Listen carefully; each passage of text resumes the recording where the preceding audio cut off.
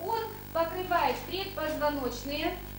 Он покрывает предпозвоночные. Сегодня в программе ДВН Нерюнгринское медицинское училище. Первые радости, первые огорчения. Радужные перспективы и реальность сегодняшнего дня. И образует лак для этих мышц. Значит, это мы разобрали фасции шеи.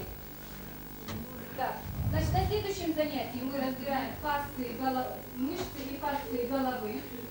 И, наверное, перейдем, значит, к изучению мышц верхней конечности. Итак, мы находимся в аудитории Нерюнгринского медицинского училища. Это больше напоминает какую-то сельскую такую школу времен до революции, но в таких условиях учатся наши будущие медики. Медики, которые, наверное, будут лечить через год, через полтора вас, уважаемые наши телезрители. А сейчас мы просто обращаемся к преподавателю. Давайте познакомимся.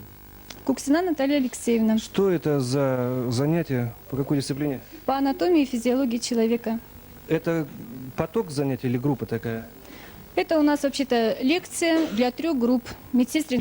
Вот у вас постоянно такое условие, такой работы? Или так это сегодня просто так получилось? Нет, это лекционный зал. У нас здесь такая система именно для 3 групп. А какой это курс?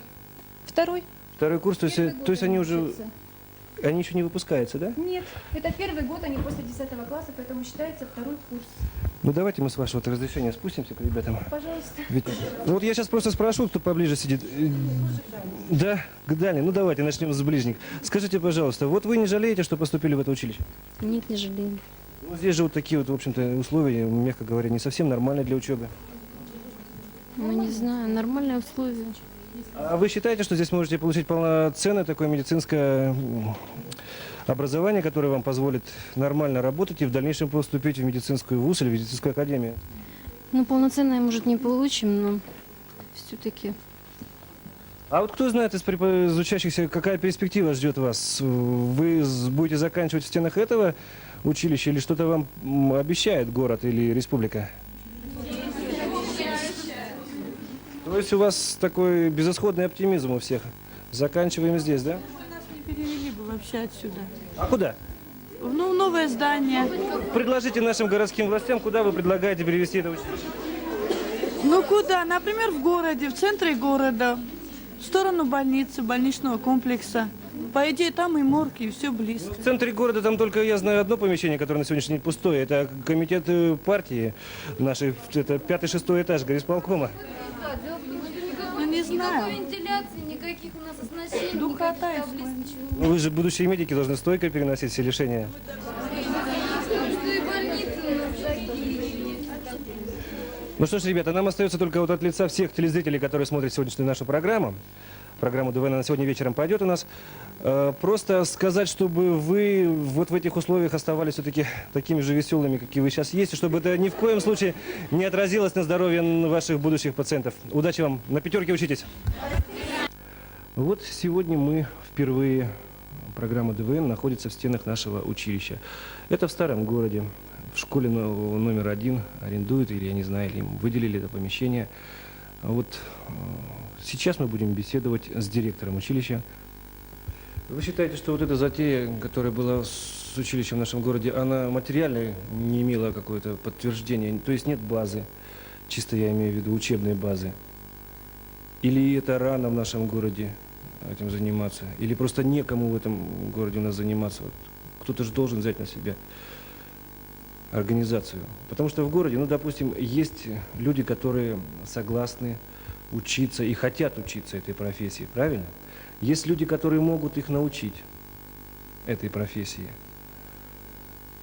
Остается дело за малым, просто базу какую-то найти в городе. Нет, ну база в городе чудесная. Для того, чтобы научить людей медицинской специальности, база прекрасная. Она, в смысле, больничные учреждения, больничный комплекс, больничные отделения, они вполне устраивают любое училище. Даже если бы здесь открыть институт медицинский, наша больница бы полностью потянула как базовое учреждение для обучения. Но это только практическое обучение. А для того, чтобы перейти к практическому обучению, допустим, той же терапии или хирургическим навыкам каким-нибудь, необходимо сначала теоретическое обучение. Это сюда входит фармакология, сюда входит знание анатомии, физиологии человека, Сюда входит знание латинского языка. Все это проходит на первом курсе в стенах вот этого здания. По площадям, конечно, здание нас совершенно не устраивает. Очень тесно. Если честно говорить, то у нас даже преподавателям негде раздеться. Нет комнаты для преподавателей. Этого нет. Вы можете пройти посмотреть сейчас, как у нас они раздеваются. Нет гардероба. Ну, мы даже обратили внимание, что у вас даже нет кабинета директора, так будем говорить. Кабинета тоже нет, потому что это маленький кабинетик, для того, чтобы сесть, просто подготовиться к занятиям, какие-то бумаги почитать, письма хотя бы прочесть, которые приходят. А кабинета такого, естественно, нет. Об этом речи не может быть, потому что мы уже привыкшие, работая в больницах, к стесненным условиям. Здесь даже вопрос и не чисто такой личного характера. Мне просто обидно за преподавателей, которых приходилось большим трудом уговаривать на работу в училище. Ведь не каждый пойдет с работы лечебной на преподавательскую. Набрали людей, которые с удовольствием работают, отдают всю душу этому делу. Потому что приходится для того, чтобы организовать саму учебу, необходимо обойти и отделение, и в санстанцию сходить, и приборы получить. В общем, всякого такая работа чисто организационного такого характера. Они приходят на работу сюда, в училище, и им негде раздеться.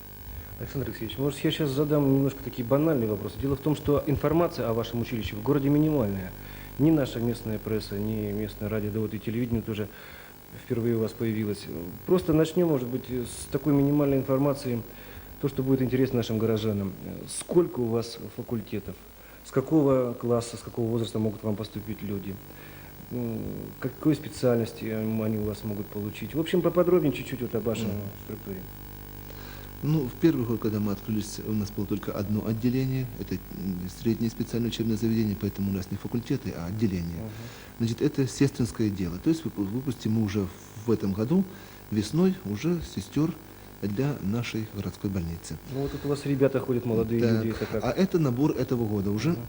И в основном эти мальчики поступили на фельдшерское отделение. В этом году мы приняли 30 фельдшеров и 90 сестер.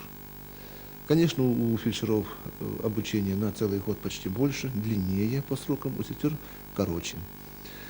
Но дело все в том, что в этом году разрешено обучаться сразу в 2 учебных заведениях. И об этом молодежь совершенно не знает. Специально просматривал я все прессу, которая идет по этому вопросу, и об этом нигде она не обнародуется.